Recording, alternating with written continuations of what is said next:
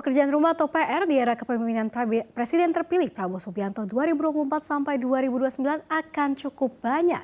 Salah satu PR terberat adalah membangkitkan industri manufaktur terutama tekstil dan pakaian jadi yang merupakan padat karya.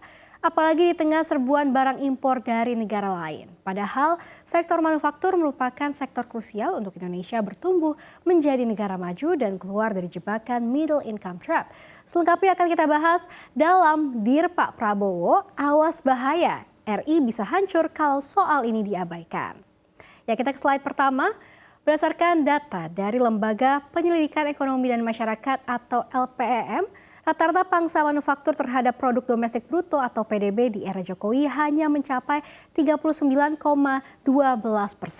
antara tahun 2024 hingga 2014 sampai dengan tahun 2020.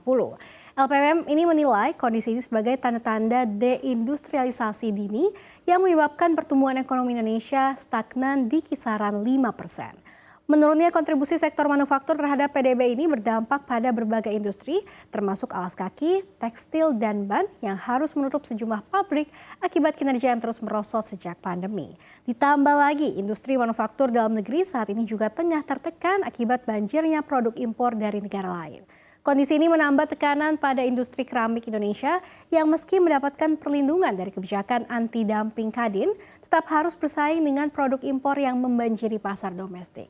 Meskipun pemerintah melalui Kementerian Perdagangan telah mengeluarkan peraturan untuk mendukung industri dalam negeri. Aturan tersebut tertuang dalam Peraturan Menteri Perdagangan atau Permendak Nomor 36 Tahun 2023 tentang kebijakan dan pengaturan impor yang kemudian direvisi menjadi Permendak Nomor 8 Tahun 2024. Meski begitu, Wakil Ketua Umum Bidang Perindustrian Kamar Dagang dan Industri Indonesia atau Kadin, Bobi Gafur Umar ini menyoroti bahwa adanya ketidaksiapan antara lembaga pemerintah yang mengakibatkan banyak kontainer tertahan dan satgas impor yang juga tidak efektif. Nah, kita akan lihat data memburuknya kinerja manufaktur Indonesia pada slide berikutnya. Nah, berdasarkan data dari Purchasing Managers Index atau PMI yang dirilis oleh S&P Global untuk Indonesia tercatat kembali menurun menjadi 50,7 pada periode Juni 2024. Indeks ini bahkan menjadi yang terendah sejak Mei 2023 di mana atau 3 bulan terakhir. Ini kalau kita lihat ya, ini dari Mei 2023 ada di angka 50,3 sedangkan pada Juni 2024 ini kembali menurun juga menjadi 50,7. Nah, sekarang kita akan lihat pertumbuhan industri pengolahan pada slide berikutnya.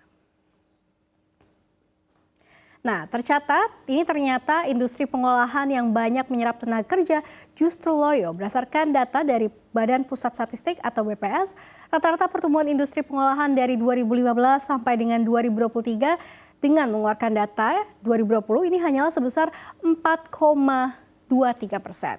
Selain itu, pertumbuhan industri pengolahan untuk tahun 2023 sendiri berada sedikit lebih tinggi, yakni pada 4,64% secara year on year.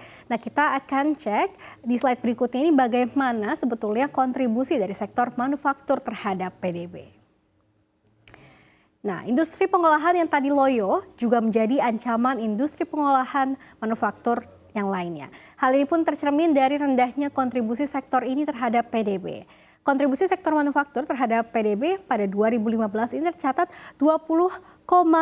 Ini kita lihat pada 2015 ya, 20,97 saja dan secara gradually ini menurun menjadi 18,67% pada tahun 2023. Nah, pertumbuhan industri makanan dan minuman, industri pengolahan tembakau, serta industri tekstil dan pakaian jadi yang merupakan industri padat karya juga hanya tumbuh cukup kecil.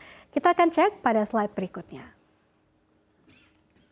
Nah, terkhusus industri tekstil dan pakaian jadi yang hanya tumbuh secara rata-rata sejak 2015 sampai 2023, yakni sebesar 1,93% saja. Dan bahkan pada tahun 2023, ini terkontraksi menjadi minus 1,98%.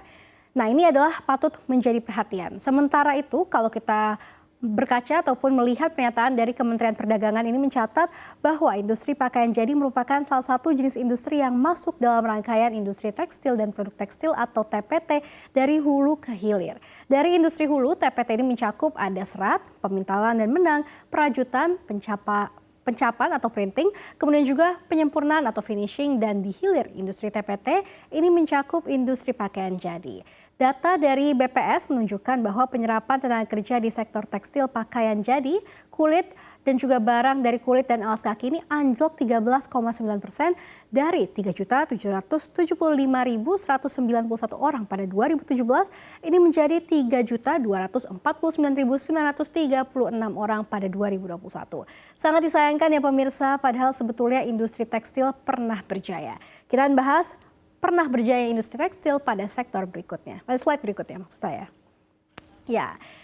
Dikutip dari buku Analis Pembangunan Industri Mendorong Kinerja Industri Tekstil dan Produk Tekstil, ini menyebut di era 1970 sampai dengan 1985 kendati masih lamban industri tekstil Indonesia semakin berkembang meski baru mampu memenuhi pasar domestik atau substitusi impor dengan segmen pasar menengah rendah. Nah, sejak 1986 sampai dengan 1997 industri TPT Indonesia ini mulai tumbuh pesat karena iklim usaha mulai kondusif, seperti regulasi pemerintah yang efektif dan juga yang difokuskan pada sektor ekspor non-migas.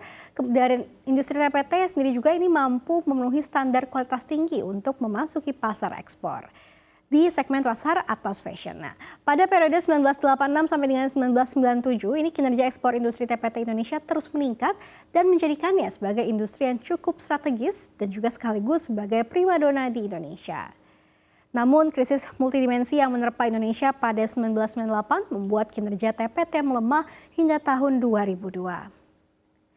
Nah, pemirsa, sektor manufaktur tidak hanya menyumbang banyak tenaga kerja formal, tetapi juga menjadi sarana bagi Indonesia untuk mencapai masyarakat dengan pendapatan tinggi hingga membuka jalan menuju negara maju.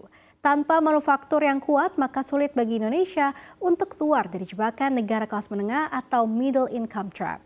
Oleh karenanya kita harapkan pemerintahan yang baru di bawah Presiden terpilih 2024 sampai 2029 Prabowo Subianto ini dapat kembali membuat industri manufaktur menjadi jaya dan merealisasikan janji kampanye ekonomi RI tumbuh 8%.